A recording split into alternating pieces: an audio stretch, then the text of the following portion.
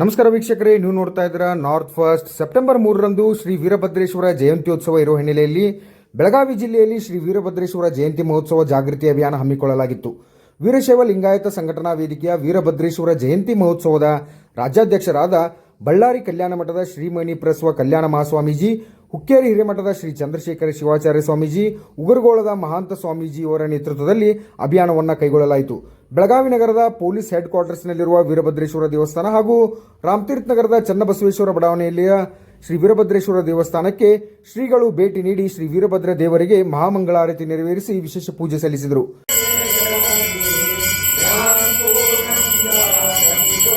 ಇನ್ನು ಇದೇ ವೇಳೆ ರಾಮತೀರ್ಥ ನಗರದ ವೀರಭದ್ರೇಶ್ವರ ಕಮಿಟಿ ವತಿಯಿಂದ ಶ್ರೀಗಳಿಗೆ ಸನ್ಮಾನಿಸಲಾಯಿತು.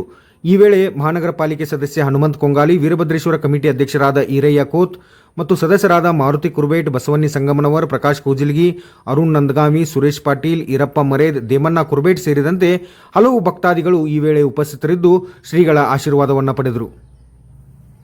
ಬಹಳ ವಿಶೇಷವಾಗಿ ರಾಮತೀರ್ಥ ನಗರದ ವೀರಭದ್ರೇಶ್ವರ ದೇವಸ್ಥಾನಕ್ಕೆ ವೀರಶೈವ ಲಿಂಗಾಯತ ಸಂಘಟನಾ ವೇದಿಕೆಯ ವೀರಭದ್ರೇಶ್ವರ ಜಯಂತಿ ಮಹೋತ್ಸವದ ರಾಜ್ಯಾಧ್ಯಕ್ಷರಾಗಿರ್ತಕ್ಕಂಥ ಬಳ್ಳಾರಿ ಕಲ್ಯಾಣ ಮಠದ ಶ್ರೀಮನ್ ನಿರಂಜನ ಪ್ರಣವ ಸ್ವರೂಪಿ ಕಲ್ಯಾಣ ಮಹಾಸ್ವಾಮಿಗಳು ದಯಮಾಡಿಸಿದ್ದಾರೆ. ನಾಳೆ ಸೆಪ್ಟೆಂಬರ್ 3ನೇ ತಾರೀಕಿಗೆ ವೀರಭದ್ರೇಶ್ವರ ಜಯಂತಿ ಉತ್ಸವ ಇರೋದ್ರಿಂದ ರಾಮತೀರ್ಥ ನಗರದ ಪ್ರಸಿದ್ಧ ಕ್ಷೇತ್ರವಾಗಿ ಹೊರಹೊಮ್ಮತಕ್ಕಂಥ ವೀರಭದ್ರೇಶ್ವರ ಕ್ಷೇತ್ರದಲ್ಲಿ ವೀರಭದ್ರೇಶ್ವರ ಜಯಂತ್ಯೋತ್ಸವದ ಜಾಗೃತ ಅಭಿಯಾನವನ್ನು ಪರಮ ಪೂಜ್ಯರು ಆರಂಭಿಸಿದ್ದಾರೆ. ಈ ಕಾರ್ಯಕ್ರಮದಲ್ಲಿ ಪರಮ ಪೂಜ್ಯ ಮಹಾಂತ ಮಹಾಸ್ವಾಮಿಗಳು ಉಗುರುಗೋಳು ಪರಮ ಪೂಜ್ಯರು ದಯಮಾಡಿಸಿದ್ದಾರೆ. ನಿಮ್ಮನ್ನೆಲ್ಲ ಕುರಿತು ಗುರುಗಳು ಒಂದೆರಡು ಮಾತುಗಳನ್ನು ಹೇಳ್ತಾರೆ, ತಾವೆಲ್ಲ ಕೇಳಬೇಕು. ಈ ದೇಶದ ಮೊದಲ ನಾಯಕ ಶಿವ ಅಂದರೆ ರುದ್ರ, ಮಹಾದೇವ, ಹರಪ್ಪ ಅಂತಲೂ ಕರೀತಾರೆ. ಅವರ ಪುತ್ರರಾಗಿರ್ತಕ್ಕಂಥವರು ವೀರಭದ್ರೇಶ್ವರರು.